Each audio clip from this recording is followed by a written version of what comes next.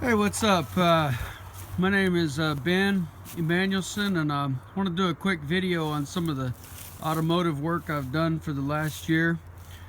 What we've got out here is we got a 74 Chevelle Malibu Classic, which I'm restoring, and then we got a 1994 Suburban with the 5.7 TBI. The story with the Suburban when we got it was the driver's side doors were smashed in, so had to reworked out a little bit. So one of the things I did on this Suburban was I put this grill guard on here. Had to be straightened a little bit, but I made the brackets, and I put these lights on there. They got a switch. So my brother, he pulled some doors off his Tahoe, and these doors were smashed in and the hinges were moved. So I took the sheet metal off two front doors and tack welded them on these doors. But when I put the color on there, I wasn't real happy with how it looked. So I decided instead of spending hundreds of dollars on expensive paint, I'll just do some flames. Now, I've never done flames before, but it was really fun. A lot of masking tape, hundreds and hundreds of feet of masking tape. But you know, I got it smoothed out. It's a daily driver. It's all right, you know. And I was just tired of driving in a vehicle with smashed in doors. So about a year ago, I got this blue 74 Chevelle Malibu Classic. Now, first I got a 04 Honda Civic, redid the engine in it, sold it. I got a 02 black Camaro V6. I had to do a lot of engine work on it, and then I sold it Christmas about a year ago, and I found this Chevelle on Craigslist for a really good price. Now, it was blue, it was covered in tree sap, the floor was rusted out, no engine, no transmission, and it had this blue paint that I, for the life of me, could not find a match unless I wanted to spend hundreds and hundreds of dollars. So I had just built this 355 with 10.5 to 1 compression, with a good cam, with headers. It's got full crane roller rockers. I just built it and put it in my 1980 El Camino, but I decided with this Chevelle we could drive all the family in it. So I pulled the engine and transmission back out of the El Camino and I put it in this Chevelle. And I got the G-body headers in there. It was not an easy fit. I had to rework them quite a bit to get them in there.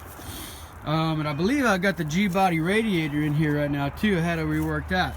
So I did all mechanical and structural things before I messed with the paint and bodywork. You can hear the cat meowing, Garfield the cat. So I got the engine in, I got the exhaust. I made the exhaust a little longer, fabbed it up and welded it.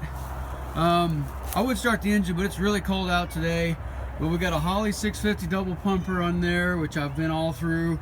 This engine had really good ring seal when I first got it built, so getting, you know, not having vacuum links is a real trick. And I did switch it over to the GM HEI, ran a wire straight from the fuse block. I got a G-body power steering pump in there, which I've stitched in with the plumbing. So anyway, I got that all done, and then the turbo 350s from the El Camino.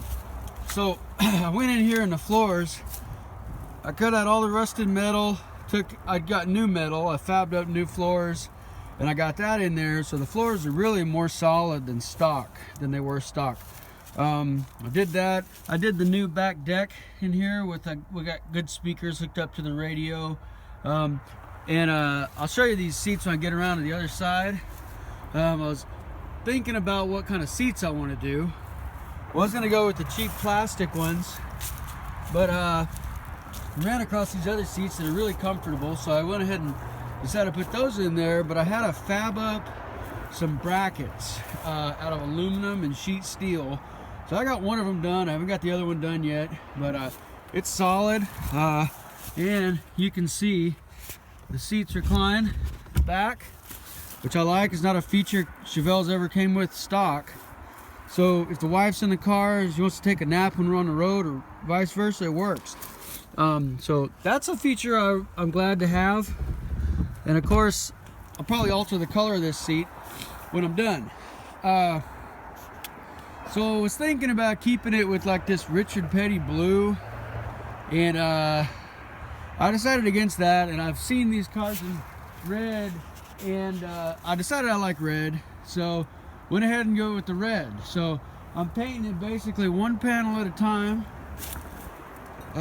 So of course I'm gonna have to do the jams when I get all done. Now, when I first got it, it had early 80s Corvette wheels on there, which you can see here. And those are cool and stuff, but they were really hard to get off. So I went with these 16s because that's the only full set I have. So painting the car.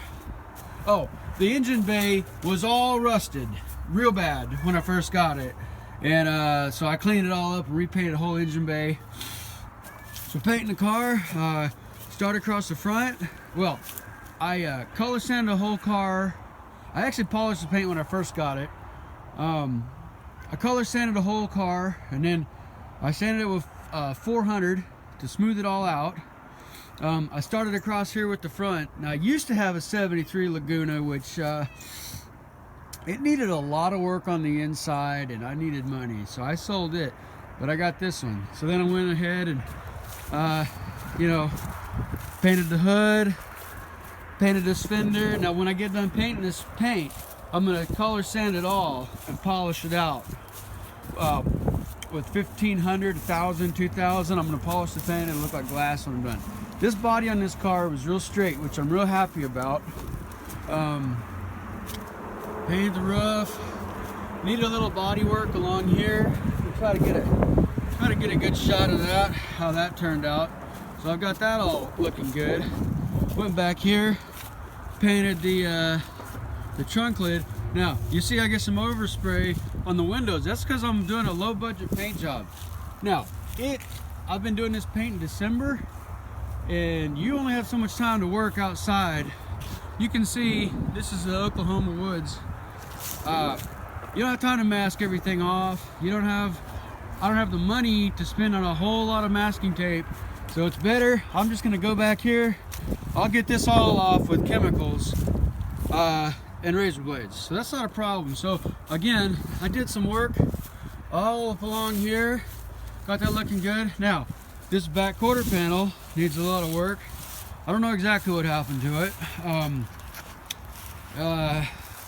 But I did one pass. I sanded it down. Pretty happy with that, but I decided to do a second pass, and so now I'm looking at sanding that out. What else? I already had the gauges there, the oil pressure gauge. Right now I've got the carpet in it. It's probably the original carpet, and these floor mats were from my black 69 Chevelle. These floor mats, I've had them for 17 years. And they still look just the same as the day I got them. What I've noticed about this car, the hood is off a different car, the sport mirrors are off a different car. I just love these door panels and the glass and the function of everything. I don't know what else much there is to talk about. I bled the brakes, and I have the option to put a different rear axle on the back with different gears. But I'll give you one more shot of this engine.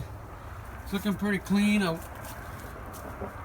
I did all this work in a garage where we were living, but I got the whole underside of the hood painted. I'm gonna do a little bit more work on the brakes, but it's tagged, titled, and registered. I'm real happy with this car, and you know, it'll be there by spring. But I'll zoom out here. 74 Chevelle Malibu Classic. There's not many of these cars left around, and certainly not many of them in red. So my name is Ben Emanuelson, and I love working on this Chevelle. Thanks a lot. Thanks for your time. Bye.